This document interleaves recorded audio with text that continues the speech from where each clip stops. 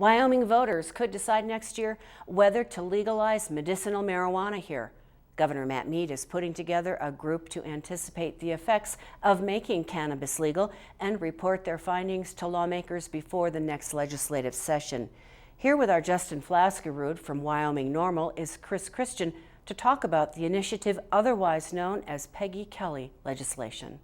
Chris, what is the Peggy A. Kelly Wyoming Cannabis Act of 2016?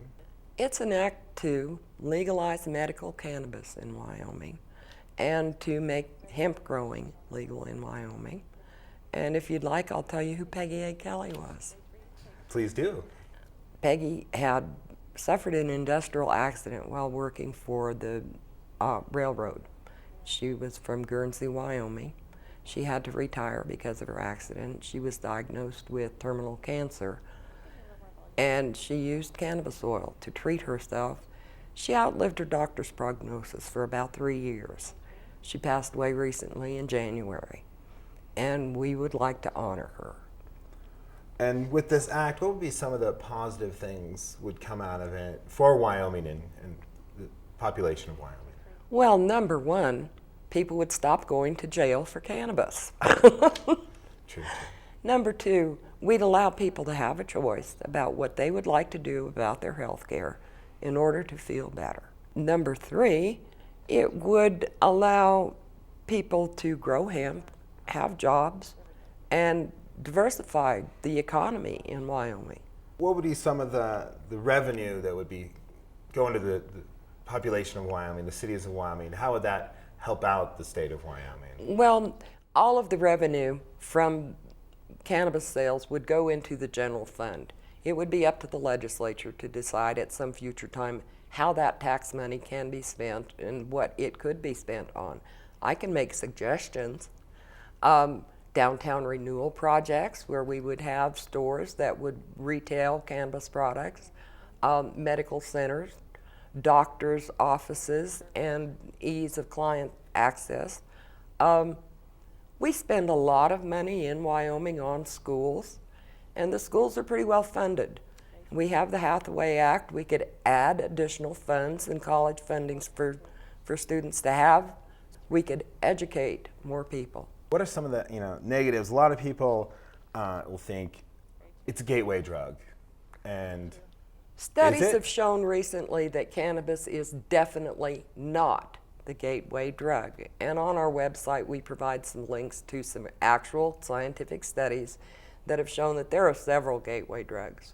Tobacco is one, but one that'll startle most people is sugar. We start feeding our infants sugar, and we're very prone to be addicted to many things. You can be addicted to running. The fact that very few people become addicted to cannabis, less than 10%, whereas 30% or greater become addicted to alcohol and other drugs, cannabis is much less harmful than alcohol. And if it was to become legal, how would we keep it out of the hands of our kids? Because that's a lot of questions people ask. Any other states have issues with that may be legal and it's risen in possession by children? Actually, Colorado studies in Washington, even in California, show that when they legalize any form of cannabis, teen use goes down. They're not very interested in doing something that isn't tempting for their parents to punish them for. The other studies have shown, too, that cannabis is helpful in treating children with ADHD, with seizure disorders, with other kinds of infirmities that have been treated with addicting drugs like Ritalin and things like that. So cannabis, even again, if it is helpful to a young person, would probably be more beneficial. Again, that's a choice that's up to doctors and parents, teachers, and students working together to give a student a plan. It's not that we're out there advocating that every child get off Ritalin and on to cannabis.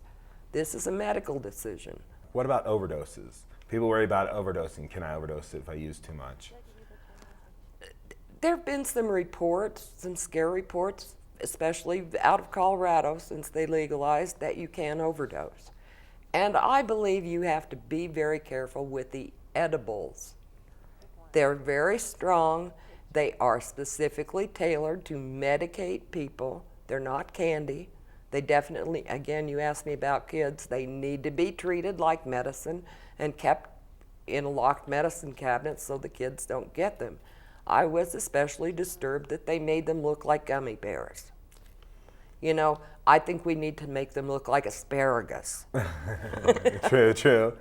But to answer your question fully, to regulate these drugs and to know what's in them, to know that they're not contaminated with pesticides and insecticides, as we don't know about the street drugs that the kids are already getting. It's already out there. And again, once we make it legal, they'll lose interest. Once you turn 21, you quit drinking. You know, it's kind of like when it's not a challenge anymore. But we want to reassure people that medical cannabis patients in all of the states we've mentioned and everywhere around are aware that we need to treat them as medicine. Overdoses are practically non-existent, and the death that was reported to be tied to cannabis has been shown to be accidental. There were other drugs involved. Is it any safer to drive on cannabis than it would be alcohol? I'm not going to encourage people to drive on cannabis because there's such a big thing about it. But there have been several recent studies done. Don't hold me to the quotation marks because I don't have notes in front of me, but the PIRE, P-I-R-E study showed that people were actually safer driving with cannabis than they were with alcohol. There were fewer accidents. So I don't know that there's any increased risk by allowing cannabis. There's certainly an increased risk in allowing people to drive under the influence of alcohol. You've recently been in talks with the Secretary of State about getting the Peggy A Act to be voted on in 2016. The first has to be a petition. Can you tell us more about that petition and where we can find information about it? It should be ready for us to pick up in Cheyenne in about 2 weeks. It varies on when the printer can get it to us, but we'll get a date out on our website, www.wyomingnormal.org. There are several pages there. You can sign up there to circulate the petition. If you'll click on the link that says our petition, you can read the document by clicking on the link that takes you to our Google Mail page where you can read the initiative. And basically we're just moving it forward. We have a plan to have people in every county across the state circulating the petition. We'll have some advertising coming. What's your feel on it in talking with communities? Do you think you'll get the signatures? Oh, people are excited. I think we will. I'm covered up with emails and phone calls of people who want to know what's happening, who want to know where to sign it, people who thought that we already had it for them to sign. So we need to get the word out that we don't have it quite yet, but it's coming. Be patient, and we'll see you soon. Well, Chris, thank you for joining us on Wyoming Signatures. That was lovely. Thank you. If all goes as supporters hope, Wyoming voters could decide in the 2016 general election whether to make medical marijuana legal.